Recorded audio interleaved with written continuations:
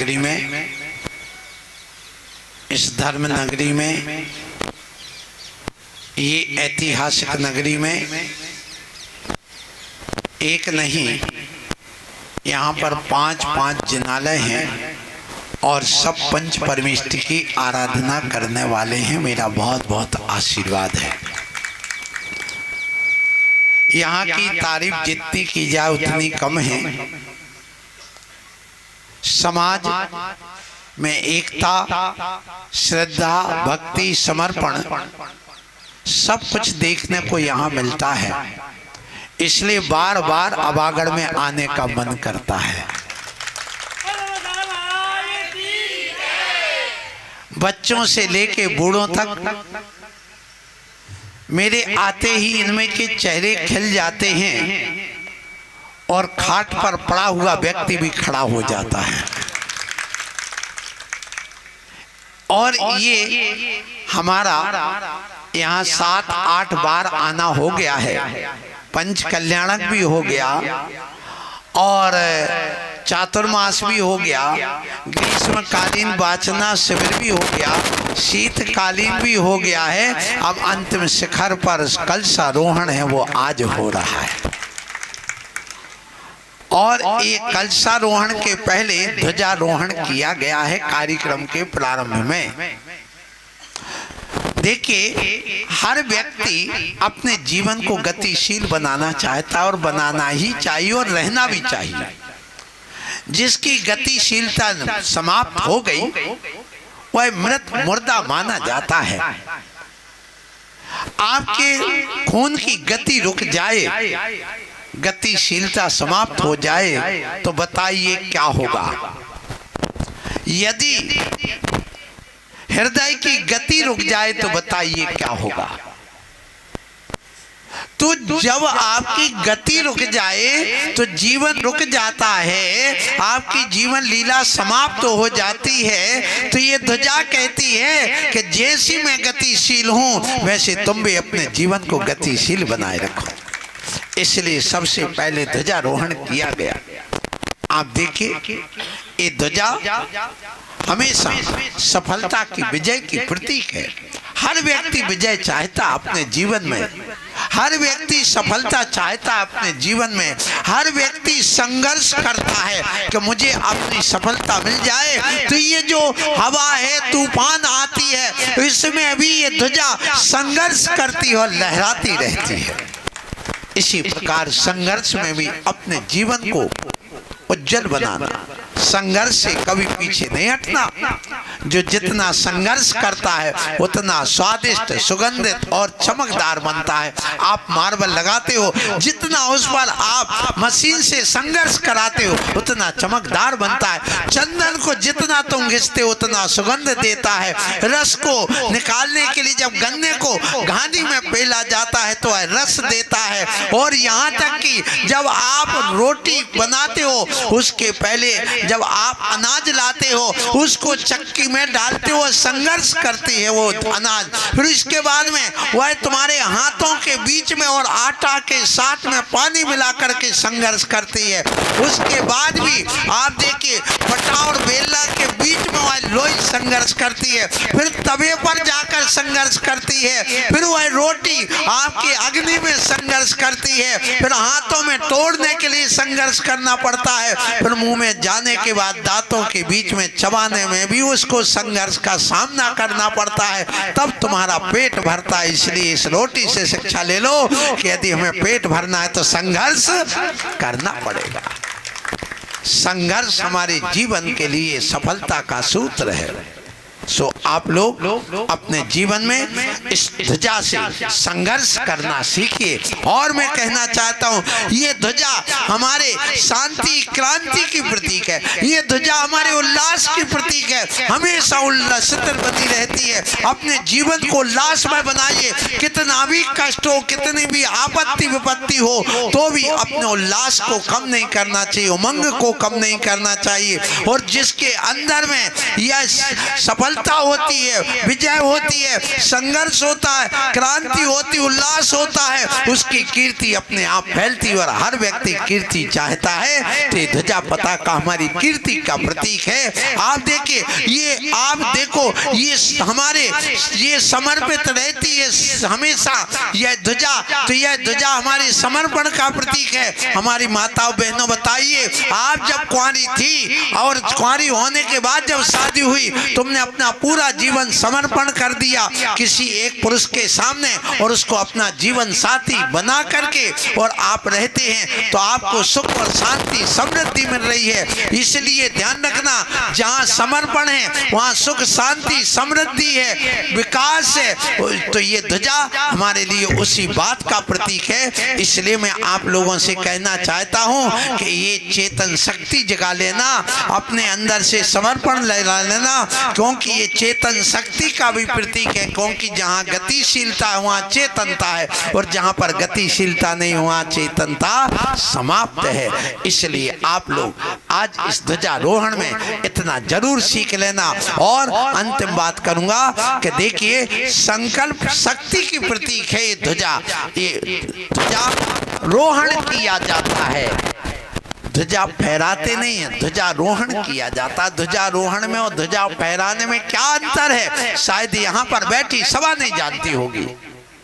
आपने यदि संत की अदालत सुना हो कि ध्वजारोहण और ध्वजा फहराने में क्या अंतर है, आपको तो देशवासी होकर नहीं जानते।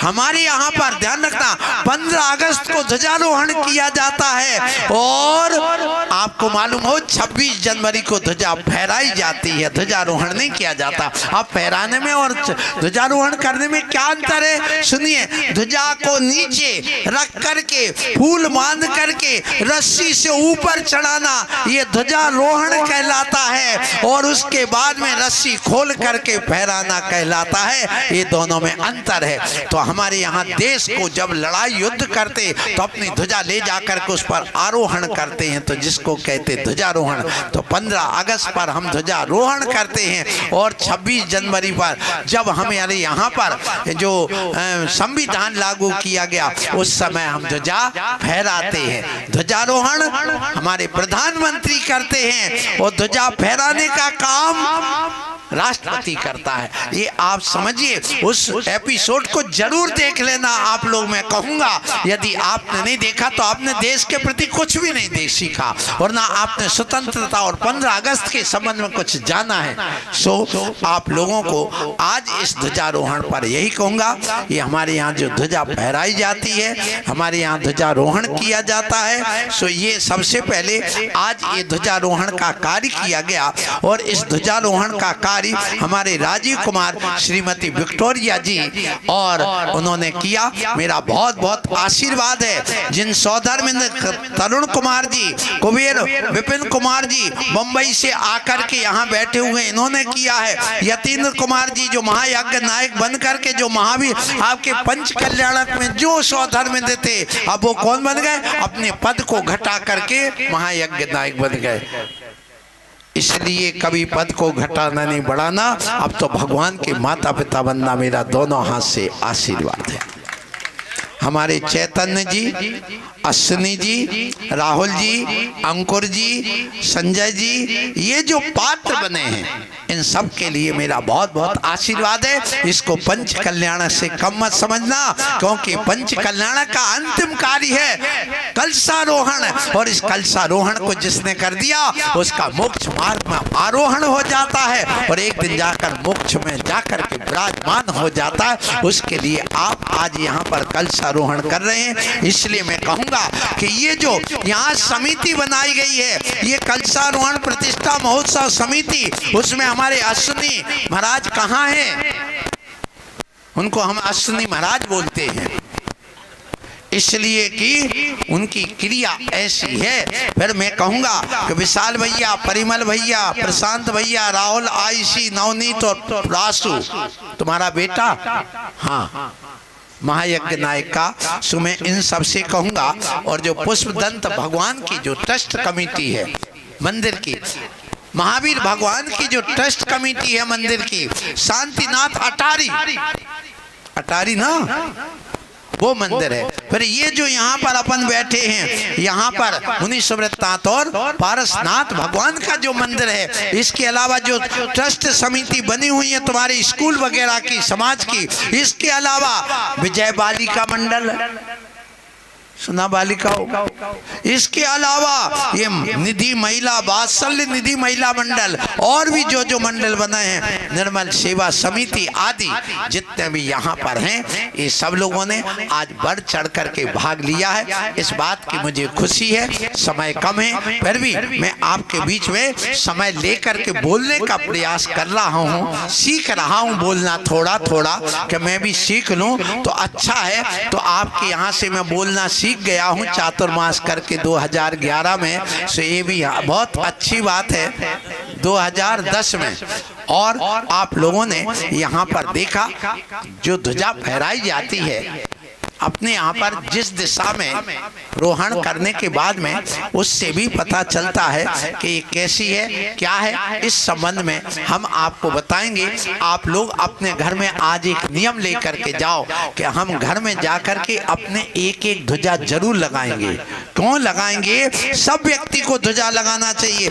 यदि अपने मकान के ऊपर जो मगरा बोलते, बीच का सबसे ऊंचा जो भाग होते, यूं कह ले कि आपके जो ऊपर छत है और छत पे जाने के लिए सीढ़ी है, उस सीढ़ी के ऊपर आपने जो बंदर वगैरह ना घुसे, वो जो बना रखा है एक छोटा सा कमरा जैसा, उसके ऊपर एक हाथ ऊंची ध्वजा हो, एक हाथ का डंडा, उसके ऊपर ध्वजा, माने 3 हाथ का डंडा हो या 2 हाथ, एक हाथ की ध्वजा है तो 2 हाथ का डंडा लगा करके एक हाथ उसमें घुस जाएगा ध्वजा के रूप में, एक हाथ ऊपर निकला रहेगा।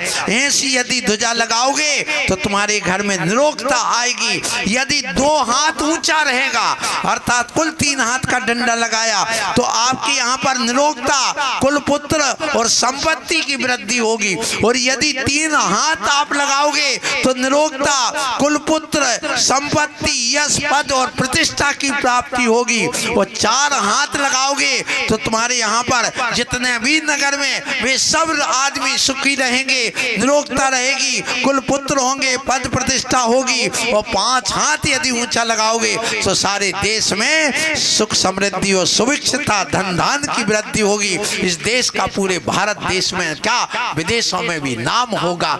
इसलिए हमारे यहाँ के जितने भी नेता वो भी सुखी रहेंगे। सो मैं आप लोगों से कहूँ, अपने घर में ध्वजा लगाओ, कम से कम 3 हाथ ऊंची ध्वजा आपके घर के ऊपर लगना चाहिए, जिससे कि तुम्हारे देश में, तुम्हारी समाज में, तुम्हारे कुल में, परिवार में, समाज में सब कुछ सुख शांति समृद्धि हो। यही मेरा आज ध्वजारोहण पर बहुत बहुत आशीर्वाद। बोलो महावीर भगवान की।